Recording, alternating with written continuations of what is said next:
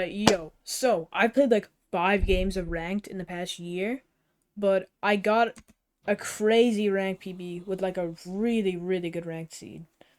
It's an 1136, I believe. So I'm just gonna walk you through everything that happens here.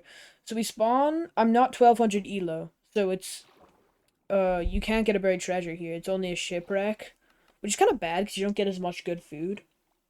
Because normally you get like cod and salmon from a BT. Not with this. You get like bread and suspicious stew.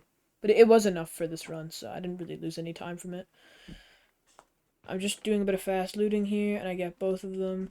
This overworld is kind of sloppy, but apparently it wasn't as sloppy as what he did because I entered like 10 seconds faster or something.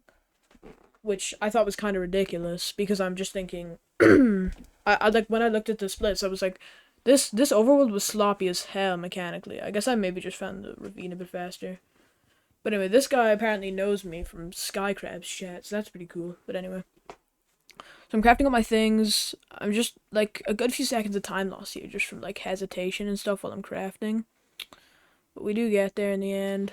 We get all this stuff, and I made a really good play here. I had 10 iron, and instead of making an axe and a pickaxe, I made a pickaxe and a shovel with my iron, so that way I could still have shears and get tons of blocks. And that ended up helping me a good bit because the fort you needed to bridge over some lava. You'll see what or the bastion. I mean, you'll see what I mean when we get there. So I'm just getting my leaves. I think I probably get a bit more. Like I get way more than I intended to. Like I open my inventory and I have like fucking 2 stacks, but it ends up being helpful in the zero. So I guess it paid off. Everything just kind of came together for me in this run. So yeah, leaving the island 143, which isn't great, but like obviously it's a shipwreck, so it won't be like the same pace as a buried treasure. If this was a buried treasure run, this probably would have been sub 11 because of the food difference. I probably wouldn't have had a hunger reset, and also just like probably 30 seconds faster island leave. So it's not too big of a deal still though.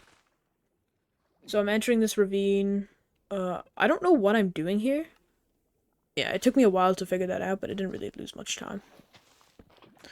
This 2x1 is sloppy because I accidentally put leaves here instead of lava, but the rest of it is fine. Just kind of standard stuff. I'm into the nether at 222, basically, or 223, like right on the borderline. So I enter the nether. Boom, there's the fortress right there, and there's the bastion, and it's intersecting. I was in a call with my friend Delta Trace, and I was like, yo, this is crazy. I've never seen such a wild intersection in a housing bastion before. Because it's housing, it's the best bastion. And I took a different terrain to him that saves me another like 10 seconds here. But it's kind of weird because I have to bridge out because I can't boat because I'm not high enough up. So I have to kind of dig this out. So it's not like the cleanest. Like it's not it wouldn't be, it's not as clean as like, some other spawns you could have gotten. Like if it was down here, this would just be like instant pretty much, but it's okay. I think I handled it pretty well given the circumstances. So yeah, I'm really happy that this chest didn't get corrupted because this chest can give you obby and you can break it and get all the pigs mad at you. Without risking without risking you being off-centered and getting like mauled by piglins before you make it to the trading.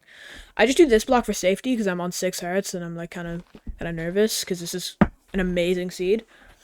But yeah, I blocked that all off and managed to get to the backups just fine. I don't take any more damage rather than that first piglin hit before I entered. I get the backup blocks in housing because this is just what you do in ranked. In RSG, typically you don't get these. I don't think, but I mean, I always just get them because even in RSG, because it's just like it makes your run way more likely to succeed and everything. So anyway, we're just mining the gold, and like this is why housing is the fastest bastion, by the way, because you can overlap so much of this trading with mining the actual gold. Like here, like not only do you get loads of pigs, but you can also do this where you just pass the gold in while they're trading, or while you're mining the rest of it. And it ends up resulting in a really fast bastion split if you don't have to go up to the top to get more obby. And, okay, this is another crazy part.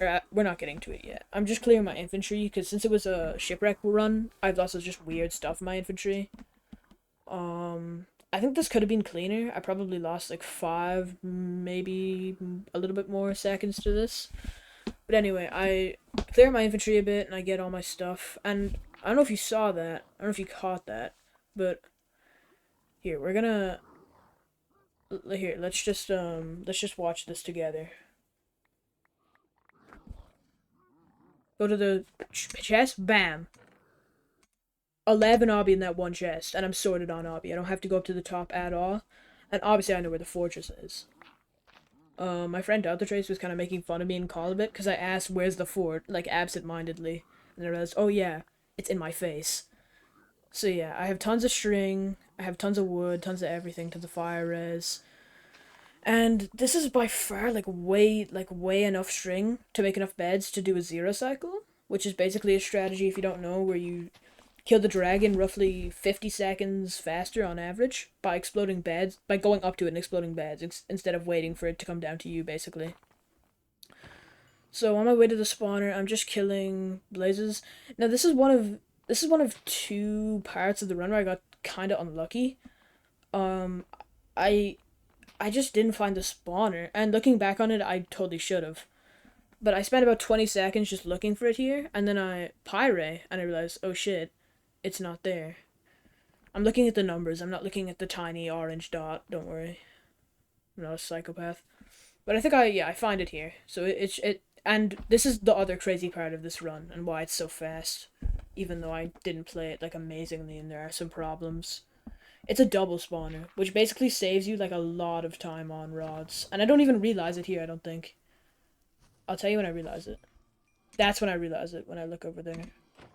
Which is it's just crazy that this happened all in the same run. Like, intersecting fashion, double spawner, zero potential. Like, crazy run. So I already have 4 rods. I've been here like 2 seconds.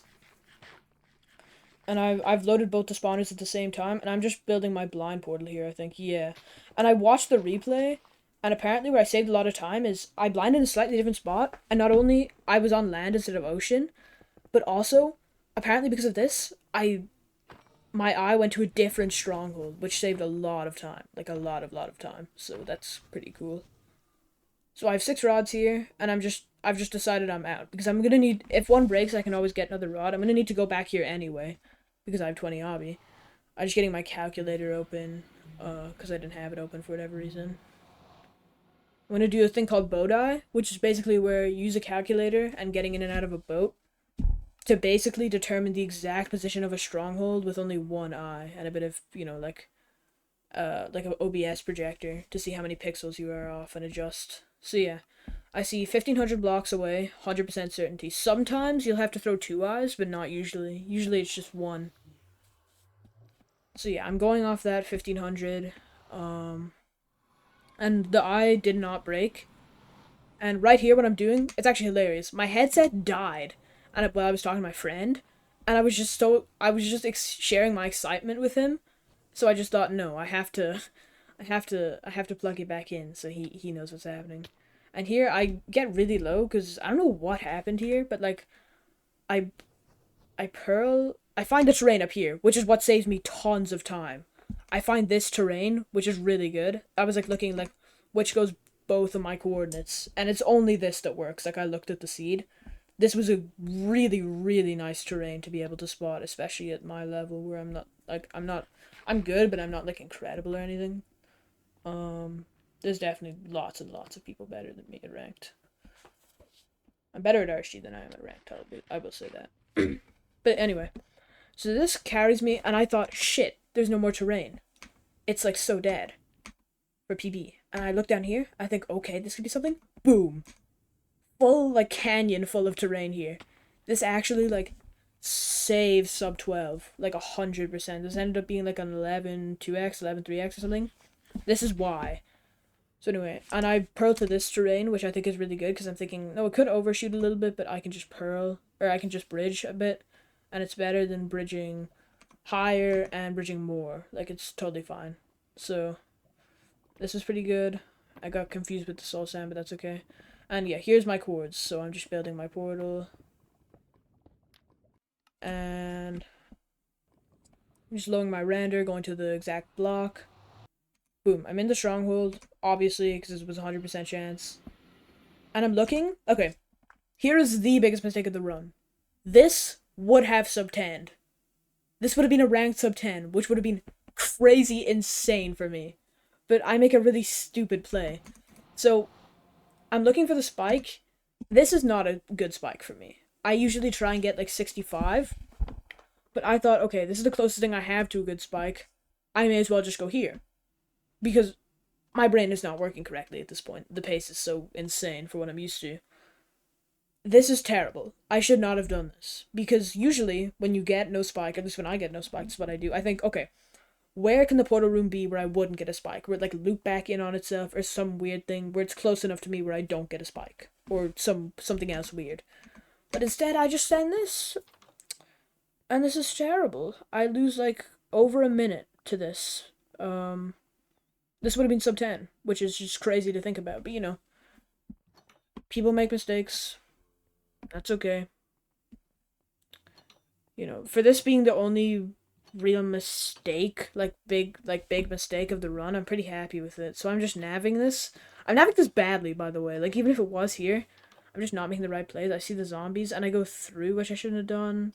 I look, and yeah. And I don't know why I go through back here. Like, it's just so stupid.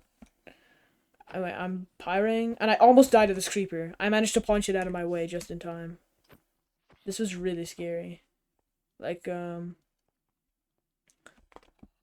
yeah, right here. I almost die, but I managed to just sprint hit it and press S, and I live with like 2 hearts. Get punched to another heart and a half, and at this point I'm thinking, okay, I'm not dying. I can't die. This is too insane. This is still like 2 minutes above my rank PB on this account. So yeah, I end up just death resetting. Which, I'm not mad at myself for doing this. I think this was the right call. I dropped my string, by the way, which means I could bow 0, which is another, like, micro time loss, because I would need to craft the bow anyway. I don't think this actually really lost any time, to be honest, but, you know. Something to be mindful of. I look, and I get my... I don't know what I'm spending so much time doing here. I don't need any of the stuff that was dropped, but yeah. That's another time loss, and then... I'm looking at my infantry. I don't know, this is such a bad nav. The stronghold's the only bad part of this run. I played this really well, apart from the stupid stronghold. So then, I realize, okay, I do what I should have done and think, okay, where would it be where I wouldn't get a spike? And I instantly find it. It's so incredibly close. And I just think, dude, like, it's so bittersweet. Because this could have been sub-10. If I naved this correctly, and I did the 0 cycle, which I did in this, so that we're not left outing, this would have been sub-10, which is just crazy to think about. I don't know. We were very close. This is probably the closest I'll get. But, you know, it's okay. I don't know what I'm doing here. I'm just I'm nervous, and I'm just making sure I have everything. And for some reason, the most important thing, I don't put pearls in my hotbar, and, like, the fucking 8 seconds where I'm just in my hotbar. But I see the tower here, so I load in. I get my pearls because I'm stupid. And I see the dragon here, and I see the tower, and I'm like, yes! I say to Darth the Trace in the call, because I'm still unmuted at this point. I say, yo, it's free. And then I go back on my word, and I say, wait, no, it's not free. It's not free. I can mess it up. But I get there in time. I don't have a bow, so I can't bow 0. I just have to... And he I spies, but I mean, at this point, it's way too late. I just have to make sure... And I'm very conservative about my bed timings and making sure I do them all pretty late. Because I just didn't want this dying. That would be cringe. In the pursuit of saving like 5 seconds. I hit the 6-bed 0, which is pretty solid on Y95. This is definitely like sub-minute, like sub-55 seconds. Probably end fight, which is okay. A little bit worse than what I'm used to.